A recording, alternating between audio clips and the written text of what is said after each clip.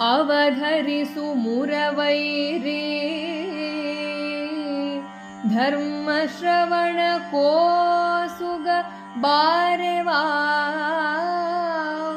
ಪಾರ್ಥಿವರ ಪಂಥದ ಕದನ ವಿದ್ಯಾ ಕಾಮವೋ ಯಮಗಾಯ್ತು ನಿವಗೆ ನಾವು ಇತ್ತಂಡ ಸರಿ ಪಾಂಡವರಿಗೆಯೂ ಮನದೊಲವಿನಲಿ ಕೌರವರಿಗೆಯೂ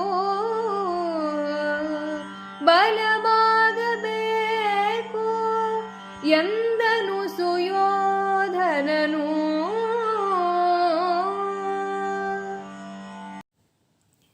ಇದೆಲ್ಲ ಮಾತುಗಳನ್ನು ಕೇಳುತ್ತಾ ಕುಳಿತ ದುರ್ಯೋಧನ ಹೇಳ್ತಾನೆ, ಅವಧರಿಸುವ ಮುರವೈರಿ, ನಾವು ನಿಮ್ಮ ಧರ್ಮ ಪ್ರವಚನ ಕೇಳುವುದಕ್ಕೋಸ್ಕರ ಇಲ್ಲಿ ಬರಲಿಲ್ಲ. ಕ್ಷತ್ರಿಯರಿಗೆ ಸಹಜವಾಗಿ ಆಗುವ ಬಯಕೆ ಯುದ್ಧ. ಈ ಯುದ್ಧದ ಅಪೇಕ್ಷೆಯಿಂದ ನಾವು ನಿಮ್ಮಲ್ಲಿಗೆ ಬಂದಿದ್ದೇವೆ. ನೀವು ನಮ್ಮ ಎರಡೂ ಪಂಗಡಗಳಿಗೂ ನೆರವು ನೀಡಬೇಕು. ಅಲ್ಲದೆ ನಮ್ಮಿಬ್ಬರಿಗೂ ಸಮಾನವಾದ ಮತ್ತು ಅಷ್ಟೇ ಪ್ರೀತಿಯಿಂದ ಮತ್ತು ಮನಃಪೂರ್ವಕವಾಗಿ ನೆರವು ನೀಡಬೇಕು ಎಂದ ದುರ್ಯೋಧನ.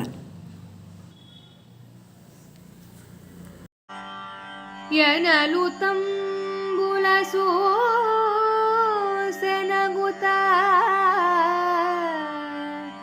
ಅರ್ಜುನನ ನೋಡಿದನು ಅಸುರರಿಪು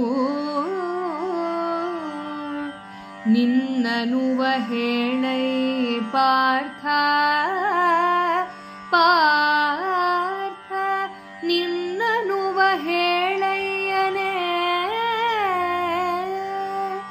ತಲೆವಾಗಿ ಕೈ ಮುಗಿದು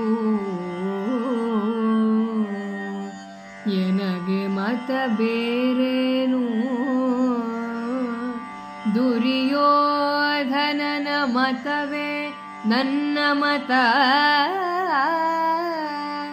ನಿಮ್ಮ ಅನುನಯವೇ ನಯವು ಎಮ್ಮೊಳು ಈ ಸ್ವಾತಂತ್ರ್ಯವಿಲ್ಲ ಎಂದ ಅರ್ಜುನ.